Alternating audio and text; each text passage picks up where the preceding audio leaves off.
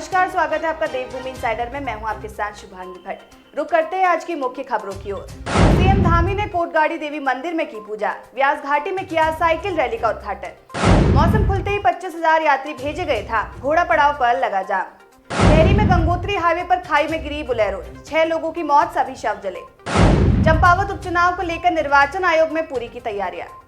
BJP कार्यालय में संगठन की बड़ी बैठक, जेपी नड्डा ने वर्चुअली किया संबोधित। अब खबरें विस्तार से।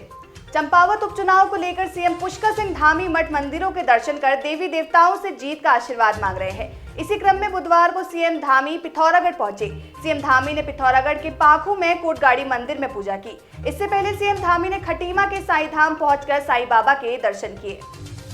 2 दिन की बारिश और बर्फबारी के थमने के बाद केदार घाटी में धूप खिल चुकी है। मंगलवार सुबह 10 बजे के बाद रोकी गई केदारनाथ यात्रा बुधवार सुबह 18 घंटे बाद फिर शुरू की गई। इस दौरान सोनप्रयाग और गौरीकुंड से 25,000 से ज्यादा तीर्थयात्री केदारनाथ धाम के लिए रवाना किए गए। लेकिन गौरीकुंड के घोड़ा पड़ाव पर भारी तादाद में केदारनाथ धाम के लिए रवाना हुई श्रद्धालुओं की भीड़ से यात्रा मार्ग पर जाम लग गया। टेहरी में सड़क हादसे में 6 लोगों के मरने की खबर सामने आ रही है। गंगोत्री राजमार्ग पर कंडीसोर तहसील के पास एक बुलेरो वाहन खाई में गिर गया। इस हादसे में 6 लोगों की मौके पर ही मौत हो गई। पुलिस के अनुसार हादसा आज दोपहर करीब 3:30 बजे हुआ। निर्वाचन आयोग की ओर से चंपावत उपचुनाव मतदान के लिए सभी तैयारियां पूरी कर ली गई हैं। मुख्य निर्वाचन अधिकारी सौजन्या ने बताया कि उपचुनाव के लिए सभी व्यवस्थाएं दुरुस्त की गई है। इसके साथ ही फोर्स भी तैनात कर दी गई है।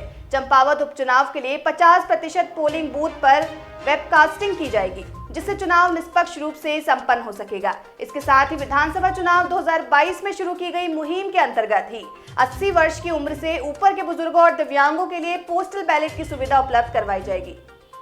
नरेंद्र मोदी ने 26 मई 2014 को पहली बार प्रधानमंत्री पद की शपथ ली थी। नरेंद्र मोदी के प्रधानमंत्री बने 8 साल पूरे होने जा रहे हैं। लिहाजा आज देहरादून में बीजेपी संगठन की बैठक हुई। इसमें कई मुद्दों पर विचार विमर्श किया गया।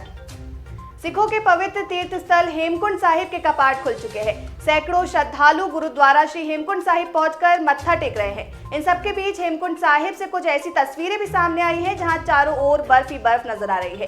बावजूद इसके श्रद्धालुओं में अलग ही आस्था और हौसला देखने को मिल रहा है। श्रद्धालु घांगरिया से बर्फ से ढके आस्था पथ से हेमकुंड साहिब पहुंच रहे हैं। यमुनोत्री राजमार्ग में किसाल खड्ड के पास वाहनों की आवाजाही बंद हो गई है।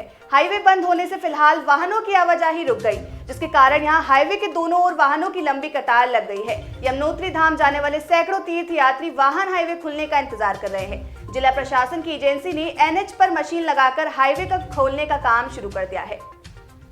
हरिद्वार के सिडकुल क्षेत्र में स्थित आश्रय गृह में एक किशोरी ने फांसी लगाकर जान दे दी। इस घटना के बाद आश्रय गृह प्रबंधन में हड़कंप मचा हुआ है। बताया जा रहा है कि इससे पहले किशोरी लापता हो गई थी, जिसे यूपी से बरामद कर यहां रखा गया था।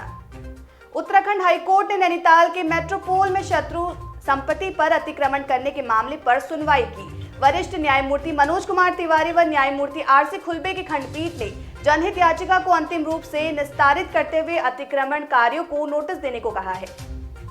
गढ़वाल वन विभाग के नागदेव रेंज पौड़ी के तहत पाबो ब्लॉक के सप्तोली गांव में ग्रामीणों द्वारा गुलदार को जिंदा जलाने के मामले में ग्राम प्रधान समेत 150 लोगों पर एफआईआर दर्ज कर दी गई।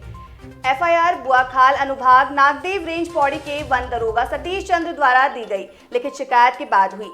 एसएसपी के आदेशों के बाद मामले की जांच पाबो चौकी के एसआई दीपक पवार को सौंपी गई है। लेटेस्ट अपडेट्स के लिए देखते रहें देवभूमि इनसाइडर। आज ही डाउनलोड करें देवभूमि इनसाइडर ऐप।